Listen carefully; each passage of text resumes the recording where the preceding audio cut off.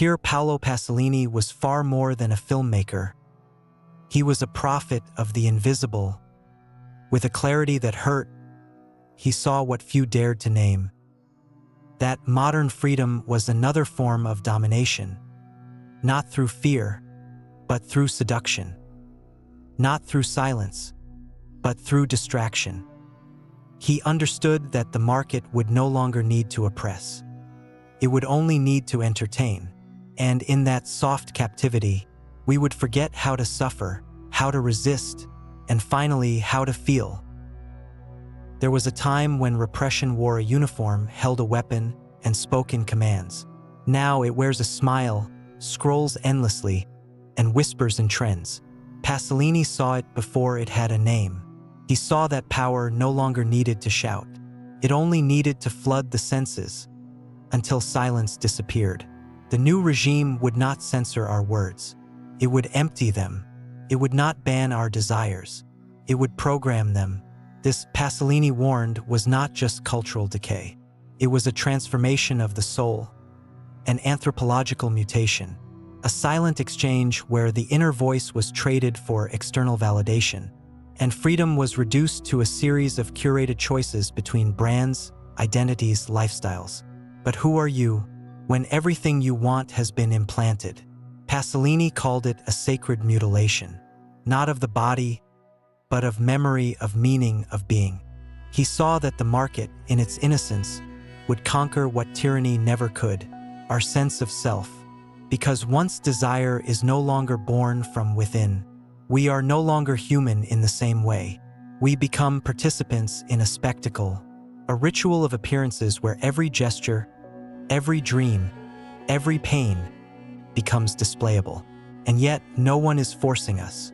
That is the horror Pasolini named, a system so seductive that resistance feels absurd, where even rebellion gets branded, sold, and recycled. You can protest, but only if it trends. You can be different, as long as it fits the algorithm. You can search for meaning, as long as it does not interrupt the flow. In this world, language becomes smooth, not to communicate, but to avoid confrontation. Words lose their scars, their gravity, their soul. We speak, but nothing touches. And without words that wound, how do we remember who we are? This is not nostalgia. This is not a rejection of progress.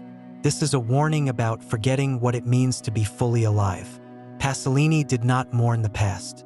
He mourned the vanishing of interiority, the erosion of that sacred tension between solitude and connection, silence and scream. He feared not the noise, but what the noise was replacing. Today, we are surrounded by everything and touched by nothing. We connect more and feel less. We express constantly and say almost nothing. We curate ourselves and forget how to live from within. We escape boredom but lose reverence. We avoid silence but miss revelation. We perform but do not transform. And perhaps the real question is no longer what do you want, but who taught you to want it? Pasolini's vision wasn't dystopian fiction. It was a mirror, and what we saw, or refused to see, was not the end of culture, but the slow, smiling disappearance of the human soul. He understood that the final conquest wouldn't come through violence, but through the normalization of absence. Not the absence of things, but of depth. Pasolini did not see consumerism as a cultural trend or an economic phase. He saw it as something far more intimate and far more dangerous, a shift not in habits, but in the structure of human desire itself. The market, he believed, was not just offering products. It was producing souls. Desire used to emerge slowly, from experience, from mystery, from the gaps in life that made us yearn. Now it is designed, targeted, and injected, faster than reflection, deeper than choice. We no longer ask ourselves what we want. We wait to be told. We do not follow longing. We follow notifications. And so begins the silent mutation. The human subject, once rooted in contradiction, spirituality, and inner conflict, is replaced by a programmable being. One who no longer seeks to become, but to acquire. the sacred interior space, once protected by culture, language, silence, is now open to invasion. Pasolini called this an anthropological transformation because it altered not just what we consume, but how we perceive ourselves. We no longer ask, "Who am I beneath the noise?" We ask, "What should I post to be seen?" This is not simply a matter of behavior. It is a restructuring of human essence. The soul slowly shaped to serve a system that thrives on restlessness and display. In traditional cultures, identity was carved by memory, by elders, by belonging. Today, it is crafted by screens, algorithms, and trends. The self is no longer born, it is constructed. And if it is constructed, it can be dismantled. That is the fragility at the heart of this new human. We become consumers of our own image, chasing reflections instead of roots, mistaking recognition for love, confusing stimulation with meaning. We become more legible to others than to ourselves, more optimized than alive, more marketed than known. This shift is not accidental. It is structural. The market, as Pasolini saw it, does not need to attack our values directly. It only needs to reframe them as obsolete, inefficient, unprofitable. The ethics of restraint are mocked. The rituals of silence are forgotten. The idea of suffering as meaningful is ridiculed. And without suffering, without meaning, what depth can remain? The consumer subject is not free. It is anxious, dependent, and replaceable. A being suspended between what it has and what it still lacks. The true commodity is not the product. It is the identity that craves it. That identity is never still. It is always scrolling, comparing, upgrading. Not out of joy, but out of fear. Fear of being invisible. Fear of missing out. Fear of not existing unless reflected somewhere. And so the transformation completes itself. From being to having. From presence to performance. From interiority to exhibition. Pasolini did not see this as modernity. He saw it as a soft apocalypse, a smiling death of the inner world, wrapped in bright colors, infinite choices, and endless noise. Not with chains, but with likes. Not with prisons, but with platforms. Pasolini feared not censorship, but absorption. He saw a world where dissent would not be silenced by force, but digested, aestheticized, and sold back to us. The rebel would become an icon. The marginal would become a brand. The critic would become an influencer. Nothing needed to be destroyed because everything could be commercialized. This is the quiet brilliance of the new order. It turns resistance into fashion and converts critique into spectacle. The system no longer fears confrontation. It has learned to monetize it. To subvert now means to be featured. To stand out now means to trend. And what once disturbed the dominant culture is now its most profitable content. Pasolini understood that this absorption was not accidental. It was structural. It was a strategy. The market does not fight difference. It swallows it. Countercultures become styles. Political rage becomes a slogan. Even tragedy can be turned into aesthetic. As long as it keeps attention, sells ads, or performs well in the algorithm. The result is not just the end of rebellion. It is the transformation of rebellion into product, a product that simulates change, while protecting the status quo. Dissidence no longer ends in exile. It ends in endorsement deals. And yet, beneath this aesthetic camouflage, something deeper erodes. Our very ability to mean what we say. Because as everything becomes content, language begins to lose substance. The words that once carried blood and memory become flat, marketable, repeatable. They become slogans, headlines, captions. Pasolini saw this too, the slow death of speech. He warned that when language is emptied, memory is the next to vanish. It is not just that we forget events. We forget how they felt. We forget their texture, their emotional density. We speak of love without trembling. We speak of war without shivering. We speak of death without reverence. This is the cost of smooth communication, a vocabulary without resistance, a world where everything can be said, but nothing really touches. Language no longer creates reality, it decorates it, and what cannot be simplified disappears. In traditional societies, words were passed like sacred objects. They held the weight of ancestry, suffering, birth, longing. They stitched people into a story. Today, we trade in fragments, snippets, no continuity, no silence, just transmission. The voice becomes noise, the sentence becomes gesture, and meaning evaporates. And so, without even realizing, we become fluent in emptiness. We express more and understand less. We communicate constantly, but rarely connect. This too is a form of power. To reduce language until no one remembers what it meant to speak with soul. Because when no one speaks with depth, no one listens with depth either. Pasolini did not warn us that the message would be controlled. He warned that the message would be drowned. And in that flood, the ability to imagine something different fades. We do not need to be oppressed to be silenced.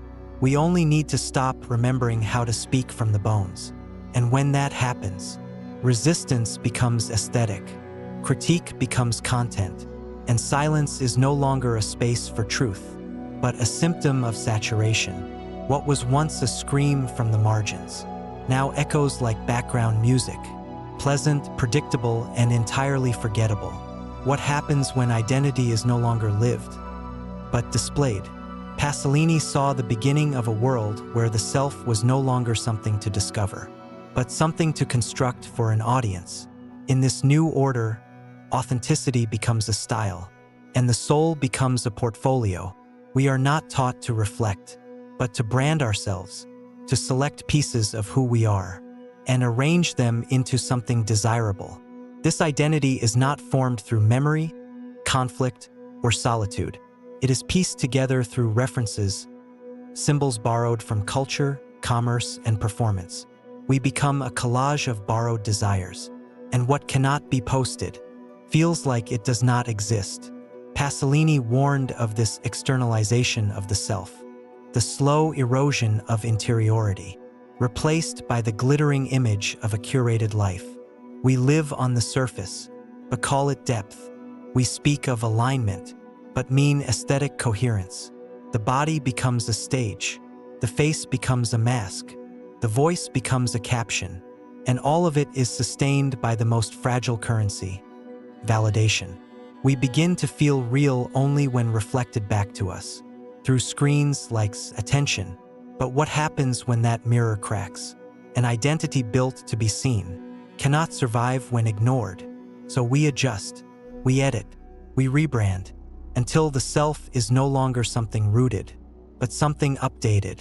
Pasolini understood that this was not freedom. This was emotional capitalism, a marketplace of identities, each one competing for attention, relevance, and belonging.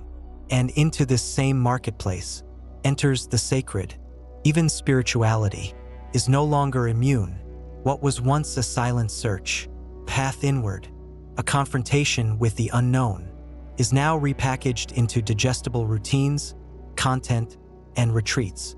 The divine becomes therapeutic, the mystical becomes trendy, and transcendence becomes another checkbox in the wellness algorithm.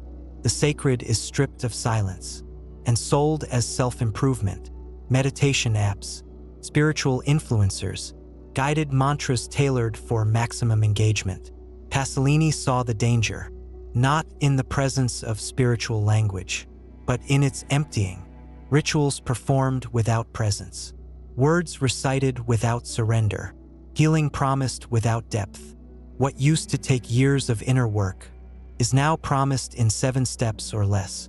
But what can truly transform? Without dissent, without darkness, without confronting the void? The market offers symbols without essence, practices without roots, belonging without cost. And in this new spirituality, pain is an error to fix, not a mystery to enter.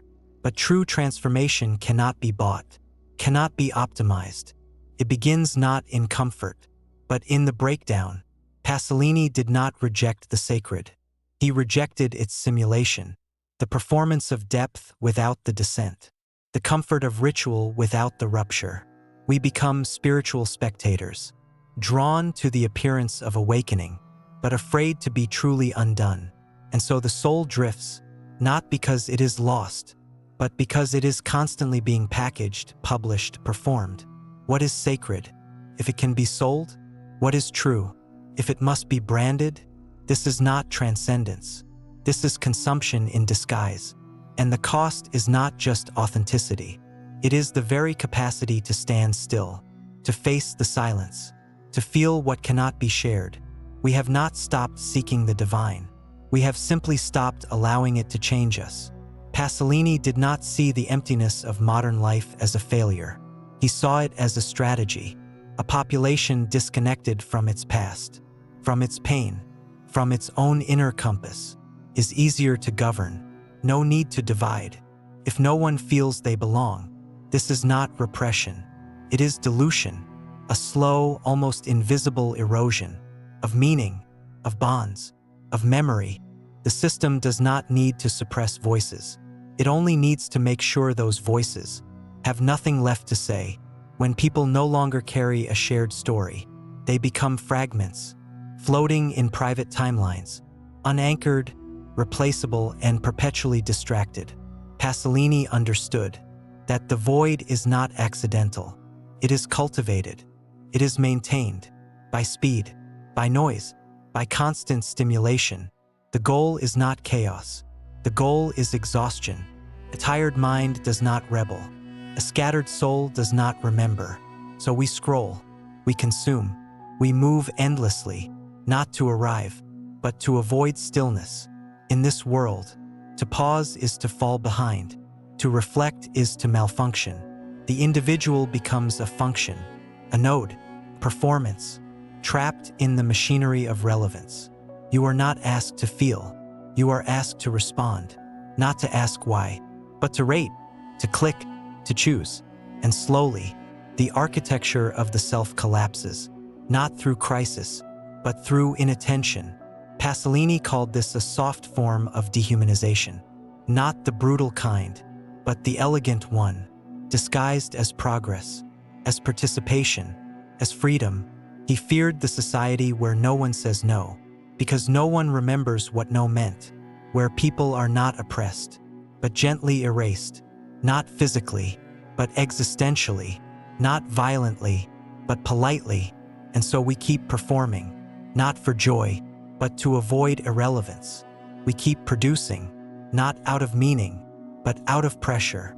And all the while, we forget how to feel real. The soul, once anchored in myth, in ritual, in slowness, becomes a reaction machine. We are taught to optimize, not to contemplate, to adapt, not to question, to succeed, not to become. Pasolini saw this machinery at work, not just in politics, but in language, culture, art, and the body. He saw a world where everything is allowed, but nothing is sacred, where no one is punished, because everyone is distracted. And when depth disappears, people no longer revolt, they drift. The tragedy is not in the violence. It is in the numbness. We no longer feel what we've lost, because we no longer remember how it felt to have it. This is not a dystopia of fear. It is a dystopia of comfort, where connection is replaced by connectivity, and the person is reduced to presence, always visible, always active, never truly there. Pasolini's warning was clear. The end of human depth does not come with a scream. It comes with endless motion and no direction. A society that no longer imagines a different world, no longer needs to be ruled. It will regulate itself, not through force, but through fatigue. And this is perhaps the final tragedy. Not that the world is loud, but that it is loud enough to keep us from noticing how empty we have become. Art once had the power to disturb, to awaken, to reveal what society wanted to hide. But Pasolini saw a shift.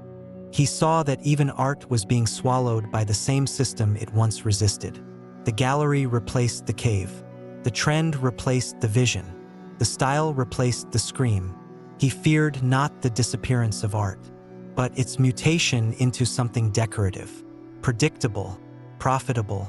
When content becomes currency, expression becomes calculation. The artist is no longer a seer, but a strategist, and the artwork no longer asks questions. It follows metrics. This is not because artists have failed. It is because the surrounding culture has turned even creativity into performance.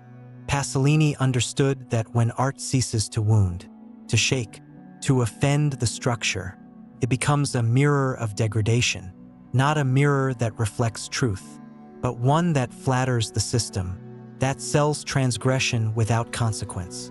We no longer ask, what does this piece reveal? We ask, how well did it perform? And so, art too becomes content, not because it chooses to, but because it cannot survive outside the logic of visibility and engagement. Even resistance must now be entertaining. Even grief must be packaged. Even the unspeakable must be algorithm-friendly. What once broke silence is now part of the noise. Pasolini saw this clearly, not just in museums, but in every aspect of culture. And he traced this aesthetic flattening back to its source, a deeper crisis of consciousness. Because this isn't just a crisis of institutions, or media, or markets. It is a spiritual collapse, a disconnection between what we are and what we're told we must become, between what we feel and what we're allowed to express, between the soul and its simulation. Pasolini understood that when we stop feeling contradiction, we stop evolving, that when everything can be said, but nothing is heard, the soul begins to atrophy. We become characters in someone else's script, adapting, adjusting, but never confronting. And what is lost is not just meaning, but the capacity to even seek it. This is the real void, not the absence of content, but the absence of direction, not the lack of information, but the lack of interiority, not the silence, but the inability to listen within it. Pasolini did not romanticize suffering. He recognized it as sacred territory, where transformation begins. But in a culture allergic to discomfort, the very conditions for awakening are neutralized. Everything is permitted, except stillness. Everything is visible, except essence. And so we move, we post, we perform, we optimize, but we do not become. We lose the slow art of building a self. We lose the tension that forges meaning. We lose the inner weight that keeps us grounded. And the tragedy is this: we may create endlessly and still say nothing, because to express without presence is to echo, not to speak. Pasolini saw the danger in that echo, because when a society no longer hears itself, it no longer knows who it is. And when the artist stops remembering what it means to bleed into the work stops touching what is human. What remains is a theater without a soul, where everyone performs, but no one watches, where the final applause is for an illusion. Pasolini never mourned the loss of tradition. He mourned the loss of soul.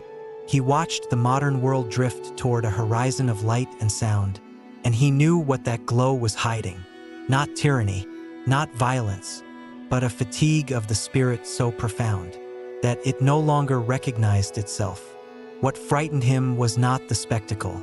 It was the way we began to need it, the way we adapted to its rhythm, until silence felt threatening and stillness felt wrong. He saw it clearly, the human being once full of contradictions and shadow, reduced to a role, an image, an update, and what disappeared in that process was not just identity, but dignity, because to live constantly on display is to forget how to belong to yourself.